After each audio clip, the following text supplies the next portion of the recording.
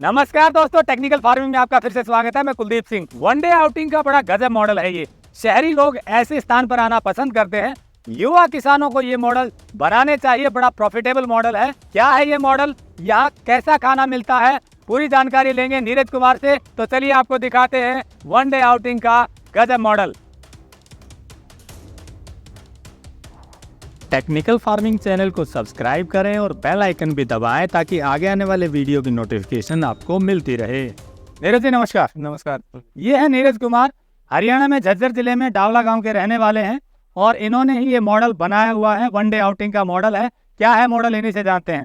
नीरज जी, क्या मॉडल है ये और क्या सोचकर बनाया आपने? जी यही था कि जो लोग शहर में रह रहे हैं, जो पहले जो गांव में होता था, अब तो गांव में भी नहीं रहा कि चूल्हे पे बैठ के गरम गरम रोटियां, चूल्हे पे ही साग बनता हो, खुले में बनता हो, तो वो चीज़ें आज गांव में भी नहीं रही हैं। तो शहर की तो बात ही अलग है।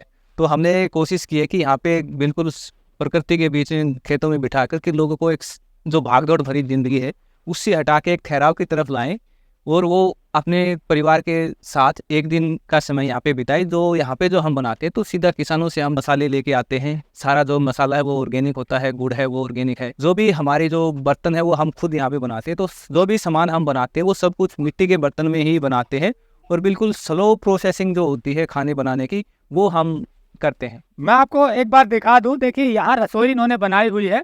इस रसोई में सारे मिट्टी के बर्तन हैं, शुद्ध ऑर्गेनिक चीजें, साग है और मिक्स वेज है। जो भी बनाते हैं, बाजरे की रोटियां भी बन रही हैं।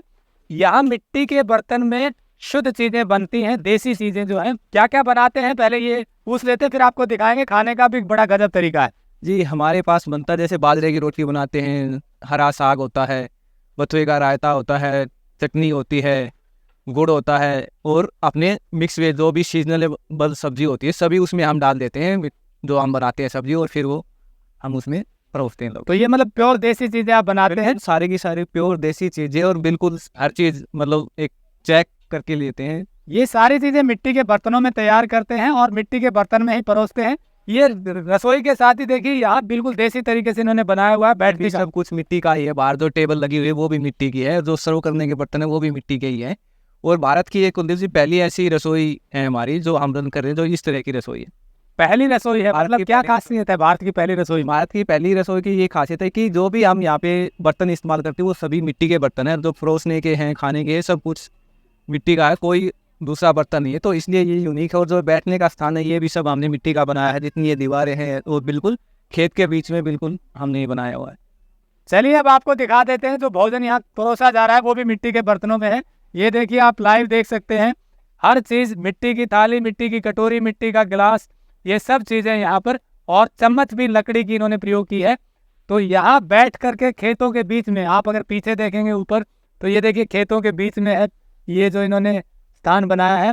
और यहाँ बैठकर नीचे पुरातन तरीके से, देसी तरीके से मिट्टी के बर्तनों में शुद्ध देसी भोजन परोसा जाता है। तो इसे यहाँ बैठकर खाने का आनंद क्या है, चलिए वो उन्हीं से जानते हैं जो अभी यहाँ पर आ रहे हैं। मतलब जो चीज़ हमारे पुराने टाइम से मिसिंग थी, जो आजकल हम अपनी फैमिली से मिसिंग करते हैं ना, कि नीचे बैठ के खाना मिट्टी के बर्तन में, और जो ऑर्गेनिक है एक्चुअली वो ना आज वो एक्चुअल फील आया है कि हाँ वाकई में हम अपनी जो चीज़ें पीछे छोड़ आए थे उसको आज हम एंजॉय कर रहे हैं यहाँ बैठ के। बहुत ही अच्छा एक्सपीरियंस है।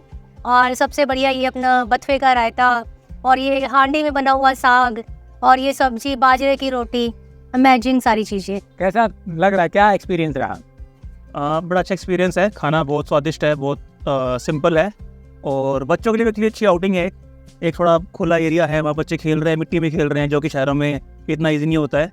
तो उनको भी मज़ा आ रहा है वो करके।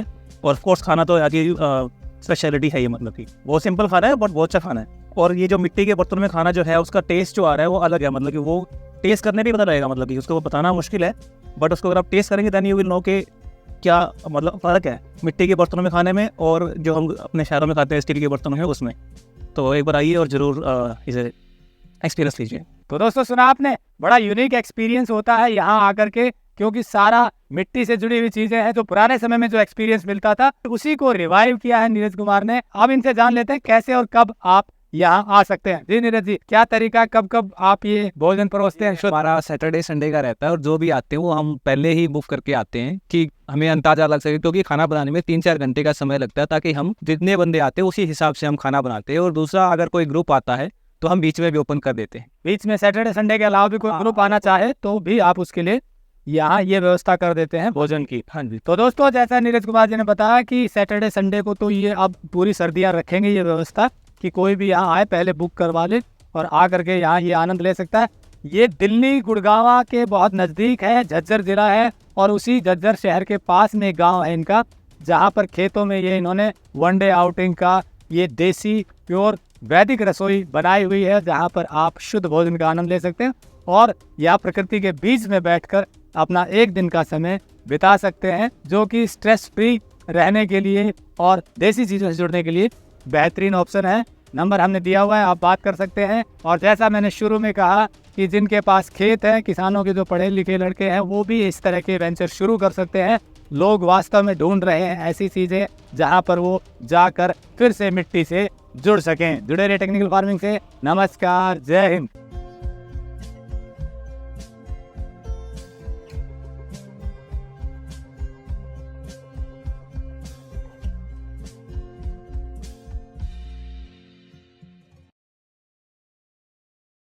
अगर आपको यह वीडियो पसंद आया है तो ज्यादा से ज्यादा लाइक और शेयर जरूर करें। साथ ही चैनल को सब्सक्राइब करना ना भूलें।